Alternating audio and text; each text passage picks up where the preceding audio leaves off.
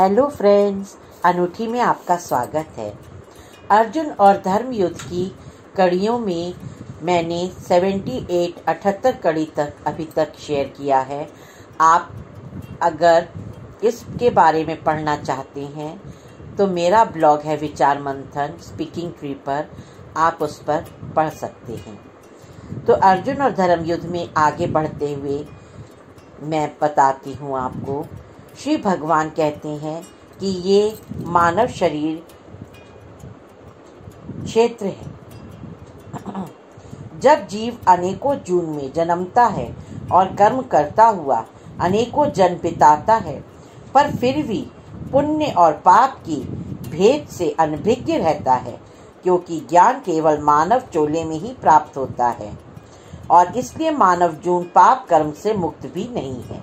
पशुओं के लिए मुक्त है, क्योंकि पशु मशीन की तरह कार्य कर रहे हैं, उनको भेद नहीं है, लेकिन मनुष्य को ज्ञान है, क्षमा का गुण है।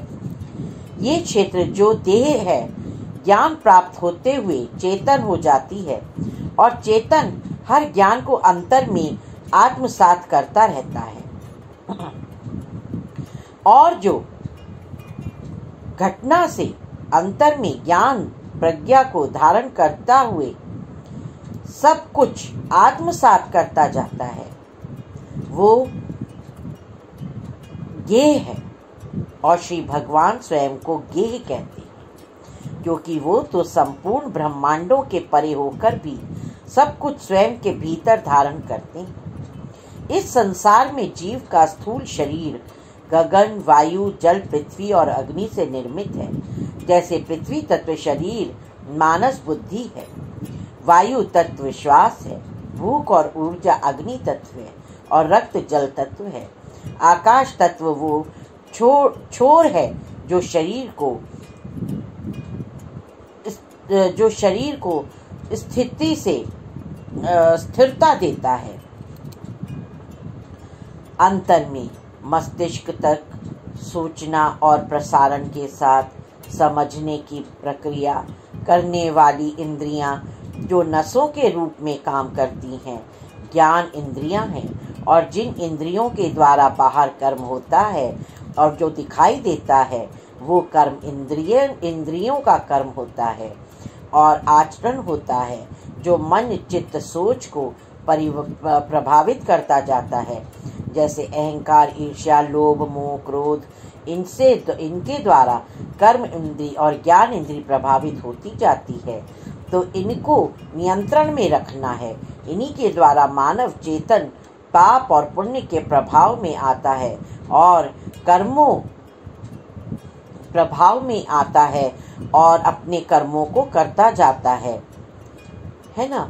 तो आप समझ पा रहे होंगे कि हमारे कर्म कितने ज्यादा प्रभावित होते हैं, तो इनको कितना जरूरी है नियंत्रण में रखना, क्योंकि हमारे कर्म हमारी सोच और हमारे चेतन और सबसे प्रभावित होते जाते हैं और उन्हीं के अनुसार हमको फिर जून भी धारण करनी पड़ जाती है। कर्म बहुत ज्यादा प्रभावित करते हैं, उनसे छुटकारा पाना बहुत मुश्किल है। जीव को अहंकार के वशीभूत होकर स्वयं को श्रेष्ठ होते हुए भी श्रेष्ठ नहीं मानना है और शालीन होकर विनम्रता से शिष्य रूप में ही स्थित रहना है। स्वयं को गुरु नहीं बनने देना है। हम गुरु जो बड़ा हो, बड़ा बनना है तो विनम्रता में बड़ा बनना है, गुरु बनना है, लेकिन अपने को गुरु जरूर धारण करने चाहिए, ताकि हमें गुरु हमारे को दिशा दिखा सके और हम अपने परम तत्व को प्राप्त कर सके। बिना गुरु के ज्ञान नहीं आएगा, मुक्ति संभव नहीं है। इसलिए हमें गुरु नहीं बनना है, हमें गुरु के चरणों में बैठना है, गुरु धारण करनी है। अंतर में सोचते समय ज्ञान इंद्री और कर्म करते हुए बाह्य इंद्री को नियंत्रित रखना है। जैसे घोड़े या हाथी को चलाते समय घुड़सवार और महावत लगाम और अंकुश को प्रयोग करते हैं, जब जैसी इंद्री वैसी लगाम और नियंत्रण हमें करना है। हर पल बदलती हुई इच्छाओं, आशा, निराशा, सर्द गर्म, प्रसन्नता, दुख आदि के भाव से उबर जाना है हमें। ये सब एक प्रकार की भूख है जिसे नियंत्रित करना है, क्योंकि ये सभी भूख एक बार शांत होकर फिर बार बार उठती रहती हैं और प्रबलता दिखाती रहती हैं। इंद्रियों के माध्यम से श्री भगवान की प्राप्ति को सुगम बनाने का प्रयास करना है। भोजन की भूख लगे तो केवल उतना आहार लें जो जीवन के लिए काफी हो। फिर बुद्धि से चिंतन करते हुए श्री भगवान का जीवा से बोलें तो श्री भगवान का हमेशा सुमिरन होना चाहिए और भगवान से ही संबंध होना चाहिए। भजन बोलें तो भगवान के, त्वचा से कुछ महसूस करें तो श्री भगवान का स्पर्श महसूस करें और इस प्रकार हर इंद्रियों से श्री भगवान का ही स्मरण हो, धारण हो और चिंतन हो। इस प्रकार धीरे धीरे स्थूलता समाप्त होती जाएगी और श्री भगवान से एकाकार होता जाएगा। तो प्रभु के कहते हैं कि हर पल हर लम्हा सब मुझे समर्पित करता चल। मैं तेरे अंग संग हूँ, तेरे एक एक रोम में मेरा ही माया का वास है।